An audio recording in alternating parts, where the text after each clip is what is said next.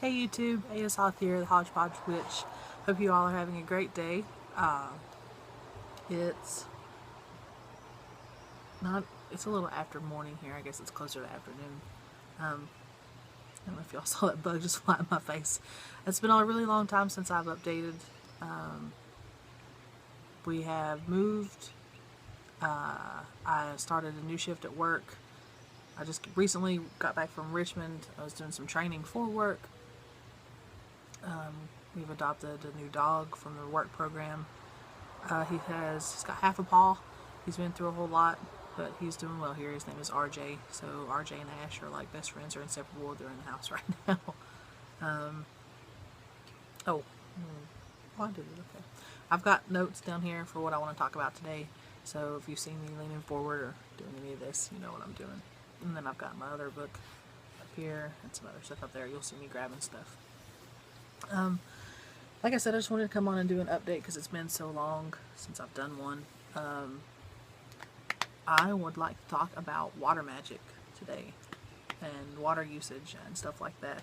So most of you who have already done your research on the elements and basic properties of water, correspondences, you know that it corresponds to the west and it rolls over, emotions, spells that dealing in love and friendship and dreams, and just it's a feminine energy, and you can use the chalice to represent it on your altar, or just a bowl of water, or seashells, or anything that says water to you. A blue stone that corresponds to water can mean water to you.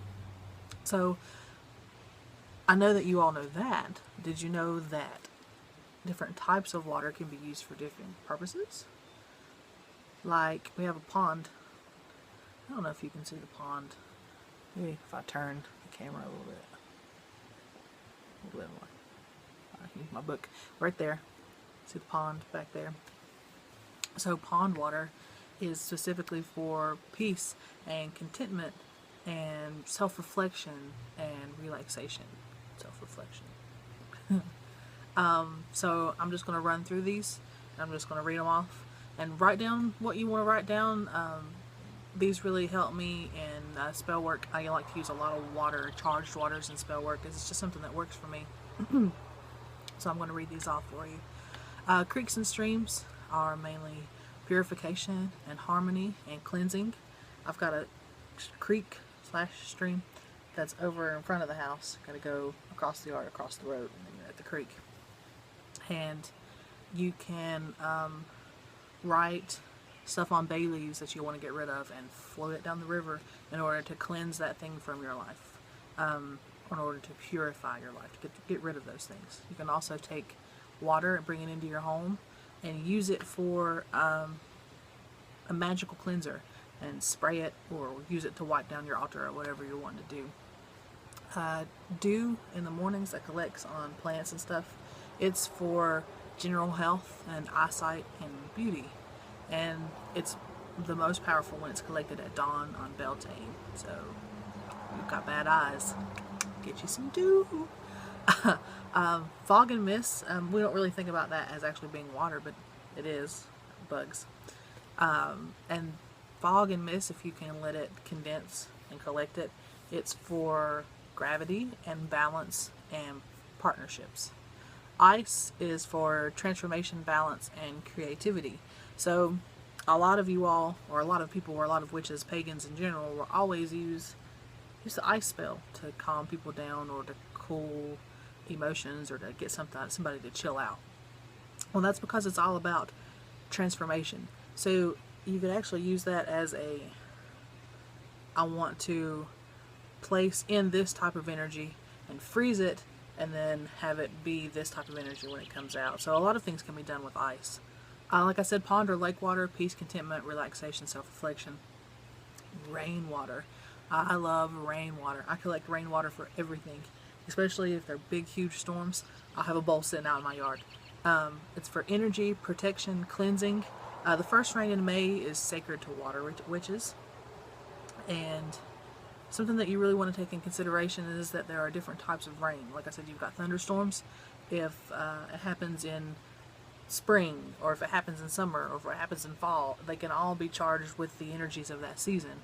if it rains at night and it sits out under a full moon or a new moon or a dark moon or a blue moon, it can have a different type of energy. I love rainwater. Rainwater is one of the best things you can get. In my opinion, I love rainwater. River waters for cleansing, for moving forward, protection. I like to use river water for banishings. And I'm not, that's just the type of energy that it gives me. Like, big rivers tend to wash away things or keep things away. So banishings is a thing for river water for me.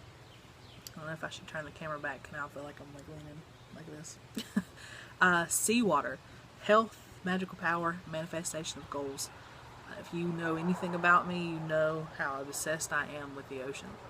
I have ocean water in buckets inside the house along with sand. I love the ocean, and I live so far from the ocean. When I go there, it's like coming home. Kind of like ice, snow is for transformation and balance. Spring water is kind of like those spring rains. Spring water, listen to me, spring water that comes from a spring, but then you have spring water. I hope that made sense. Spring water that comes from a spring is for growth, cleansing, protection, and prosperity. Now the spring water that rains in the spring can be for renewal, regrowth, things like that. Another thing people don't think about is swamp water that's been stagnant and sitting and it's not really good, like wastewater. You can actually use that for banishings and bindings. Waterfalls are mainly for, I've got doves flying around, power and actually look, you see it, for power and energy and success. A lot of you have wells, and if you have well water, it's for healing, for intuition, and wishes. Well water is great for wish magic. That's all I have water-wise. If y'all can think of anything else, feel free to comment, let me know, send me a video response, whatever. I want to hear from you all.